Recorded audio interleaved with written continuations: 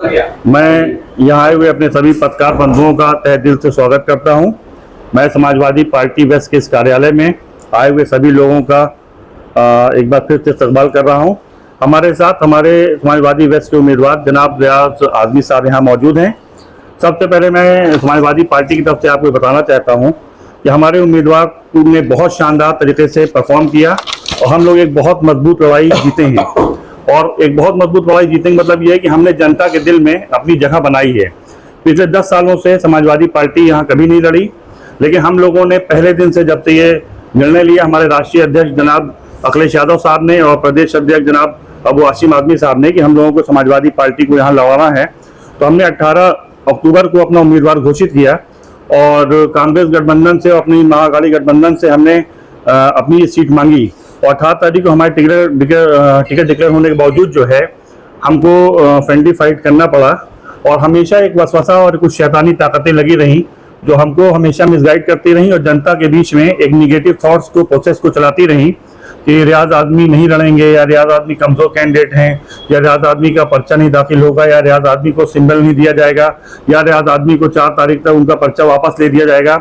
इन सब चीज़ों से लड़ते हुए रियाज आज़मी साहब ने जनता के दिलों में बहुत जगह बनाई और मैं सभी भिवंडी वेस्ट के जो भी हमारे निवासी हैं उनका तहे दिल से समाजवादी पार्टी की तरफ से शुक्रिया अदा करता हूं कि उन्होंने बहुत अच्छा जनसंदेश दिया। 40,000 मत हमको दिए। ये 40,000 मत हमारी वो ताकत है जो पिछले 10 सालों से हमारे साथ नहीं थी, हमको वापस मिली है और उसी जनादेश के आधार पर हम ये कह सकते हैं कि आने वाले वक्त में समाजवादी पार्टी का कारवां यहाँ पे बड़ा होगा और हम लोग एक बहुत मजबूत क़यादत के साथ समाजवादी पार्टी विचारधारा को भिवंडी के आगे जो है और बढ़ाएंगे, परचम को आगे बुलंद करेंगे। और इसके साथ ही हम जो भी हमारे उम्मीदवार रईस शेख साहब से जीते हैं उनको तहे दिल से मुबारकबाद, हमारे अबू आसिम आज़मी साहब जीते हैं उनके लिए तहे दिल से मुबारकबाद। और इस लोकतंत्र के पर्व में आप लोगों को मैं बताना चाहता हूँ कि बहुत सी ऐसी चीजें हुई, बहुत से ऐसे जिनसे बहुत नुकसान हुआ है। पिछले 4 महीनों से मैं भिवंडी को बराबर दिखा रहा हूँ।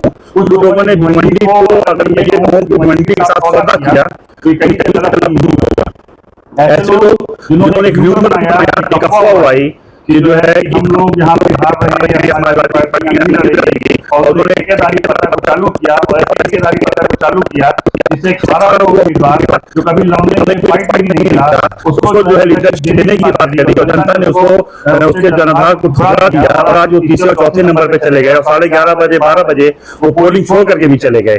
ऐसे लोगों से मैं सवाल पूछना चाहता हूँ प्रेस के माध्यम से कि आपने भिवंडी को क्या दिया? आप यहाँ पर थे, आपने क़यादत करने का वक्त था, आपने भिवंडी वासियों के साथ पिछले 25 साल 30 सालों से जो धोखा हो रहा था उस धोखे को आपने क्या जस्टिफाई किया? क्या आपने जिन लोगों को ये जीतने की हिमायत की थी वो जीतेंगे, क्या वो आगे आपके साथ खड़े रहेंगे? मैं पूछना चाहता हूं उन लोगों से कि क्या वो जनता के सामने आकर के माफी मांगेंगे? क्या जनता के साथ वो सवाल करेंगे या जनता को जवाबदेही बनती है उनकी? और मैं जनता से जानना चाहता हूं, मैं जनता से मैं सवाल कर रहा हूं और विनम्र निवेदन है, हाथ जोड़ करके मैं आपसे अपील करता हूं कि ये सवाल आपको लोकतंत्र ने दिया है अपने क़यादत से पूछने का। आप पूछिए उन लोगों से जिन्होंने ये कहा था कि हम जीत रहे हैं, जिन्होंने ये कहा था कि टीवी चलेगी, जिन्होंने ये कहा था कि पंजा चलेगा, जिन्होंने ये कहा था कुछ और चलेगा, उनसे पूछिए कि कहाँ हैं वो, उन्होंने क्या चलाया?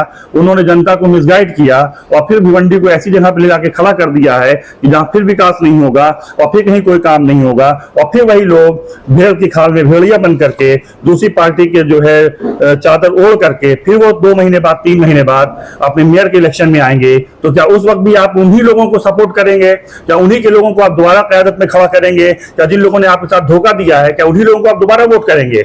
ये सवाल मैं बहुत बड़ा आपके साथ छोड़ के जा रहा हूं और ये सवाल मैं समाजवादी पार्टी की तरफ से आपको छोड़ के जा रहा हूं। इसी के साथ मैं अपनी बात को खत्म करता हूं और रियाज आज़मी जी, मैं अपने सभी पत्रकार बंधुओं को बहुत बहुत शुक्रिया अदा करना चाहता हूं जो पूरे इलेक्शन में हमारा कवरेज किया और हमारा साथ दिया और आज यहाँ इलेक्शन खत्म होने पे हमारे बुलावे पे आप लोग आए, बहुत बहुत शुक्रिया।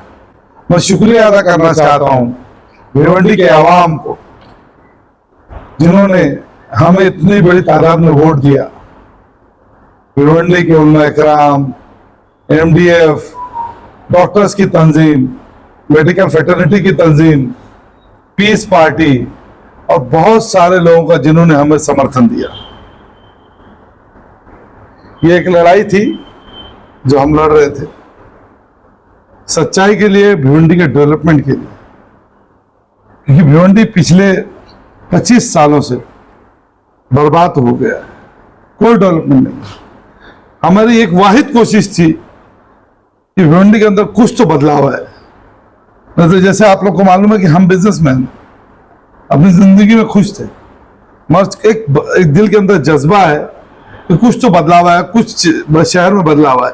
इसलिए हम लोग 2-2.5 साल से लोग, जैसे कि आप लोग मालूम है 2.5 साल के करीब हम लोग लोगों के बीच में काम करते रहे। 6 महीना पहले हम इलेक्टोरल पॉलिटिक्स में इसलिए आए कि भाई जब पावर आएगा तो कुछ और चेंजेस हो सकते हैं, क्योंकि पर्सनल पे जितने काम हो सकते थे हमने किए। इलेक्शन आया, हम लोग लोगों की मेहनत करने लगे। मगर गांव में एक चीज है, पुठारी और कुछ चुनिंदा नगर सेवक जिनकी अपनी दुकानें हैं, वो दुकानें सजाते हैं और सुबह 6 बजे शटर खोल देते हैं। उनका कारोबार नहीं है, उनकी दुकानें हैं पॉलिटिक्स, उसी से वो कमाते हैं उनकी रोजी रोटी। और उनकी दुकानें उनको ऐसा लग रहा था कि बंद हो जाएगी। तो जैसे कि अब टीवी तो चलती नहीं है, लोग मोबाइल पे बहुत इस्तेमाल करते, तो ढूंढ कर टीवी लाई गई और टीवी पर उस आदमी को बैठाया गया जो 25 साल से शहर की कॉरपोरेशन की बुरी हाल करके रखा है। और शहर के सामने प्रोपेगेंडा बनाया गया, ये फला 25-30 हजार हिंदू वोट लेके आ रहे हैं और 25-30 हजार मुस्लिम वोट मिलेंगे और ये इलेक्शन जीत जाएगी। यही वो बंदा है, यही वो शख्स है जो बीजेपी को हराएगा। एक ऐसा एक माइंड सेट बनाया गया लोगों के जहन में, लोगों को ऐसे समझाया गया। तो मैं सवाल करना चाहता हूं उन नगर सेवकों से, उन कौम के सौदागरों से, उन पुठारियों से कि कहां है 25-30 हजार हिंदू वोट।